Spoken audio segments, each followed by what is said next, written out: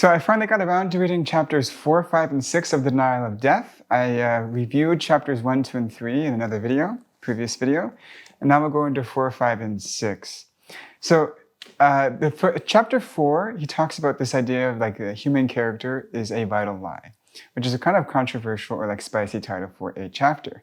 But in the context of the previous ideas he mentioned before, it makes sense. So the idea in the human character is a vital lie is that character is used as like a piece of armor, that we're building up a defense mechanism to protect ourselves from the raw nature of experience, or like the rawness of experience. Because if you remember, for Becker, humans are afraid of their creaturely nature because their creaturely nature reminds them of death, it reminds them of limitation, it reminds them that they are just an animal. And we use our symbolic nature or our abstract nature to build this character or this impression of some kind of person who we are. And he says that humans are not born with this kind of defense like with animals, that animals have instincts that protect them from this kind of abstract theorizing, but humans are born with this abstract nature.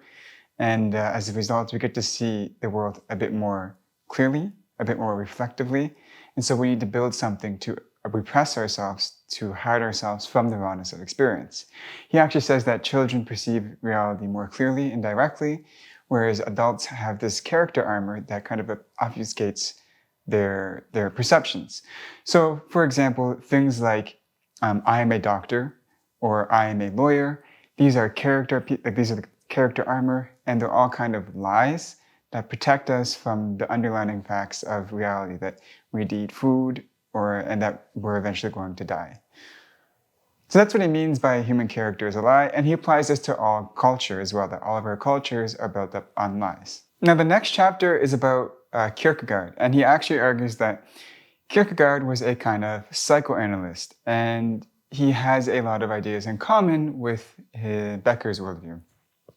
So the first one would be like the symbolic nature of man and the physical nature of man. He argues that Kierkegaard gives the creation myth as this example, that Adam and Eve are both creaturely and divinely inspired self-awareness, I think is the term he uses. They have divinely inspired self-awareness, right? So Adam and Eve were created, unlike the other animals, with a level of self-awareness.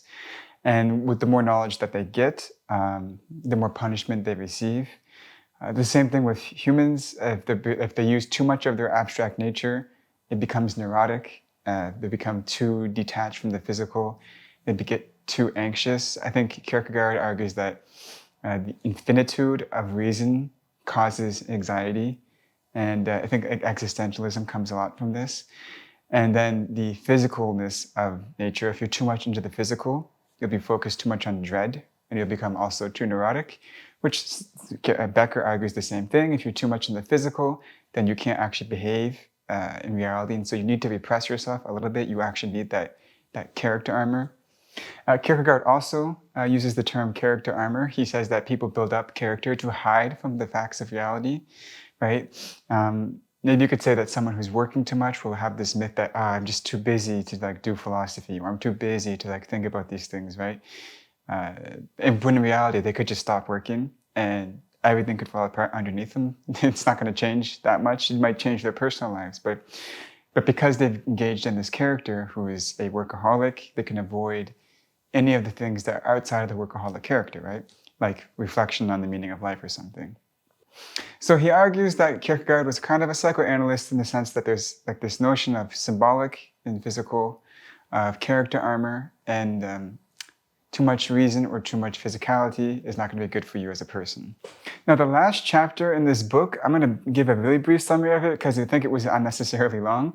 So not the last chapter in this book. The last chapter for this video, which I believe is chapter 6, is about Freud. And he's basically recasting the fundamental axiom of Freud. So in Freud, what you have is a lot of defense mechanisms that repress our creaturely character. What he means by this is like farting, okay?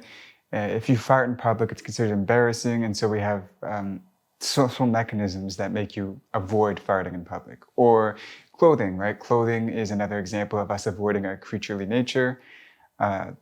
repression. We repress certain things like sexual feelings or sexual instincts get repressed. He argues that religion or philosophy, right? Freud argues religion and philosophy could be great examples of repression, where like religion can be used, if you look at the content of religion, it's often saying that our loved one's in a better place, so on and so forth. We're repressing our anxieties about death.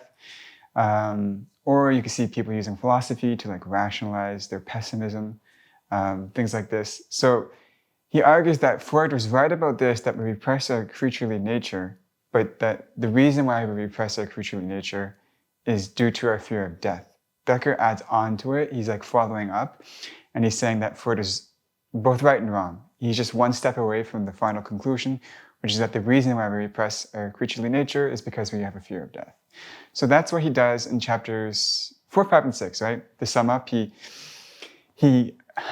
talks about the nature of human character and how it's a defense mechanism, connects that to Kierkegaard and explains how Kierkegaard was a psychoanalyst, and then adds that on to Freud and says that Freud was in the right direction, but we need to continue further into him actually connecting the repression of creaturely character to the fear of death.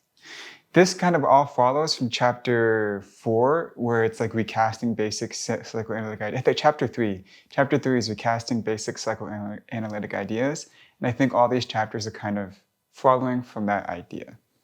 So the next chapters I'll try and read this week and I'll review them. With that being said, let me know what you think, and bye-bye for now.